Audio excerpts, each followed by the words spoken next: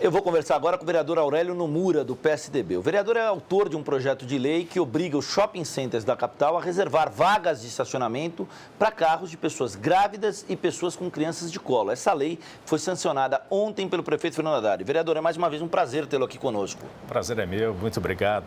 Vereador, essa é uma lei importante. Na realidade, nós devíamos isso para as gestantes paulistanas e para aquelas que também, as mães com filhos de colo. Infelizmente, existia uma lacuna. Você vê, por exemplo, que existem leis para filas, prioritário para gestantes, para as mães com crianças. Nós temos assentos no metrô, nos ônibus, mas nós não tínhamos uma reclamação muito grande que para estabelecimentos comerciais de São Paulo não tinha uma vaga destinada para gestantes e para as pessoas que portavam criança de colo. Vereador, isso por quê? Por causa da mobilidade. É Sim. uma grande dificuldade que tinha com relação à porta, para você sair, a parafernália que você precisa quando você desce com uma criança e principalmente a gestante. Com aquele barrigão, é impossível hoje você... Dentro desses estacionamentos normais, você encontra toda uma dificuldade para você estacionar, descer e entrar no carro. Vereador, nos shoppings, em alguns shoppings da cidade de São Paulo, alguém magro como o senhor teria dificuldade para descer do carro de acordo com o tamanho da vaga. Ou o carro está aumentando ou a vaga está encolhendo. Eu acho que a vaga está encolhendo, até mesmo porque há pouco tempo atrás nós acompanhamos aquele escândalo que aconteceu Sim. com a prefeitura e está exatamente ligada ao número de vagas. Mas o que a gente tem verificado é que existem alguns supermercados que, sem a lei, já providenciaram. Existem vagas destinadas para gestantes. Nós recebemos um apoio da Associação Paulista de Supermercados, da Associação dos Lojistas de Shopping, que acharam extremamente adequados. Mas a coisa principal, recebemos o apoio principalmente das gestantes, das mães, que enfrentam essa dificuldade no dia a dia. Vereador, vamos falar em relação a percentual, porque aí fica mais claro para o nosso telespectador, que é nosso objetivo levar um serviço a ele. Em 100 vagas, quantas estarão reservadas às deficientes físicos, cadeirantes, pessoas de idade e agora grávidas ou portadores de crianças de colo? Na realidade, a minha lei previa 3% do total de vagas. Nós temos 2% destinado às pessoas com mobilidade física.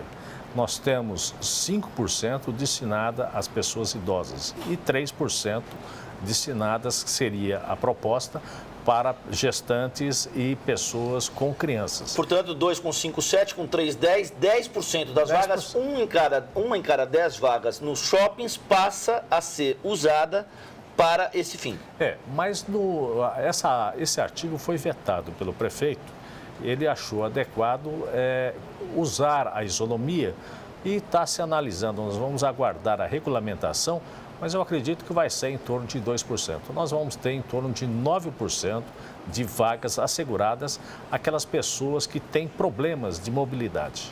Essas vagas, vereador, pelo menos nos shoppings que eu frequento, na zona sul da cidade, essas vagas são muito respeitadas. O senhor discorda dessa leitura? O senhor acha que é uma leitura equivocada? Não, eu acho que é tudo uma questão de compreensão.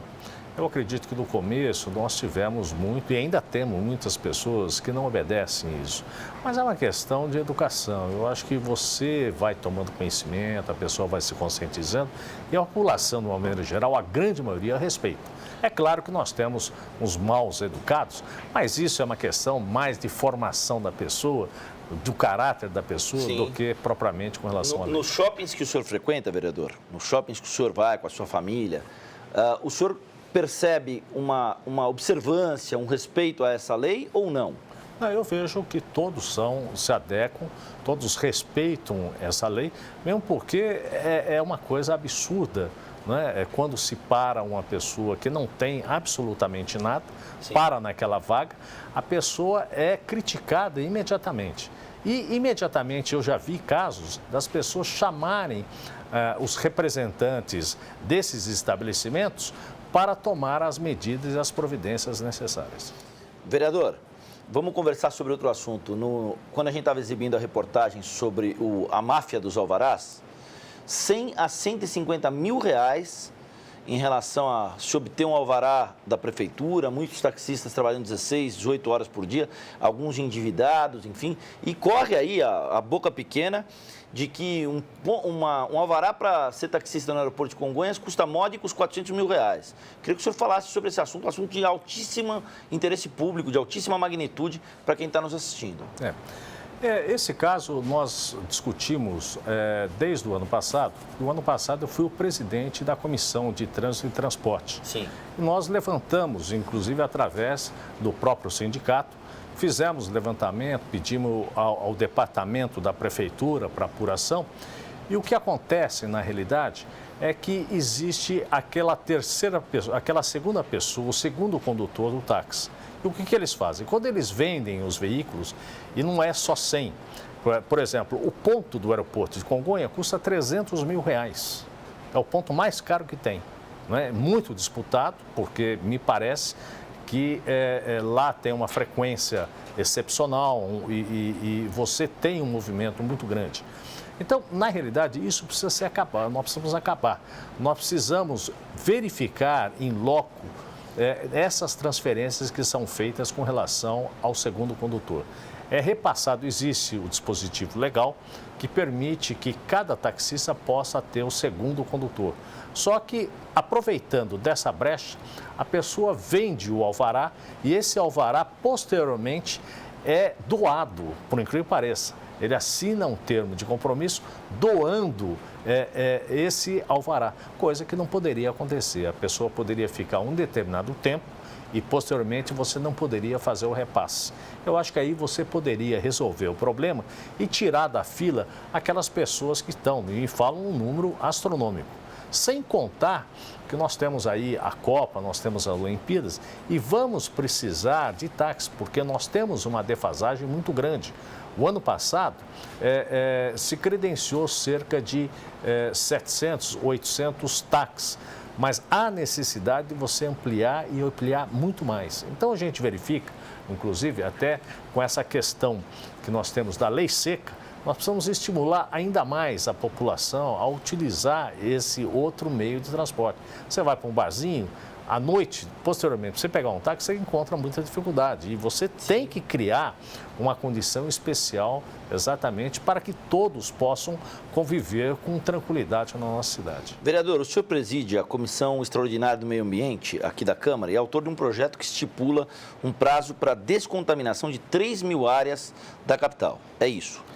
Exatamente. É bom que esclareça que nós temos cerca de 400 áreas oficializadas e consideradas áreas com solos contaminados. Tá.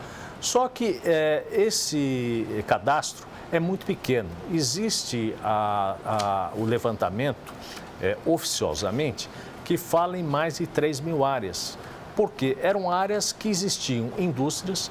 Posteriormente, mudou o uso dessas áreas e elas não entraram no cadastro. Então, o que está acontecendo? Estão acontecendo casos que já estão aparecendo doenças das pessoas que estão utilizando. E principalmente casos com problemas de câncer, porque existem determinados tipos de produtos que estão ali no local, que em contato provocam câncer ao longo do tempo. Então, é muito importante que nós possamos trabalhar. Nós temos uma área, por exemplo, na Vila Brasilândia, por exemplo, que era da prefeitura e era construída de um centro de saúde e uma escola, que foi desativada a questão de 5 anos atrás. E foi ocupada por mais de 1.000 pessoas, 1.000 famílias. E hoje eles estão lá, mas é uma área altamente contaminada, problemas extremamente sérios de saúde e essas pessoas precisam sair. Esse é um exemplo que eu estou dando para você. Existe uma outra área da prefeitura sendo utilizada pela prefeitura, próxima ao Center Norte, que há 2 anos atrás teve aquele problema, inclusive com riscos de explosão, e que está funcionando um equipamento da prefeitura, que a qualquer hora pode causar uma grande tragédia. São Paulo, infelizmente, tem inúmeras áreas que está sobre um risco extremamente sério para a saúde. Essa do Center Norte especificamente ideia de que ele foi construído sobre uma área que tem concentração de gás e o solo está contaminado. Ali é um aterro sanitário. Sim. O antigo aterro, toda aquela região, inclusive, Era um aterro sanitário. Era um aterro sanitário, que ele produz gás. Então, esse gás, ele pode e corre um risco de uma explosão. E tantas outras áreas que existem com relação a isso, né? Nós temos poços de gasolina que foram desativados, que construiu-se e deram outra utilização a esse terreno. Nós temos fábricas, né, com materiais extremamente nocivos, né, que estão sendo utilizados por outras, ou na área comercial, ou também até residencial. Sequer muitas dessas áreas que estavam contaminadas não teve um processo de descontaminação. Não é à toa que a partir do momento que a área está caracterizada como uma área contaminada, determinada pela CETESB, é cadastrado também na Secretaria do Verde aqui do município, mas ele teria um prazo de 180 dias para iniciar e descontaminar essa área, sob pena da própria prefeitura fazer o processo da descontaminação e depois cobrar do proprietário. Vereador, obrigado pelo bate-papo mais uma vez. Sempre um bom papo com o vereador Aurélio Nomura. Valeu, estamos à disposição. Obrigado, agradeço a todos. Vamos acompanhar atentamente essa questão da contaminação do solo. Vamos voltar a falar sobre ela no decorrer aí do avanço dessa discussão. Em junho nós vamos ter aqui na Câmara, na Comissão do Meio Ambiente, uma discussão a respeito dessa matéria. Voltaremos, cobriremos e voltaremos a falar sobre isso aqui no Jornal da Câmara. Obrigado, vereador.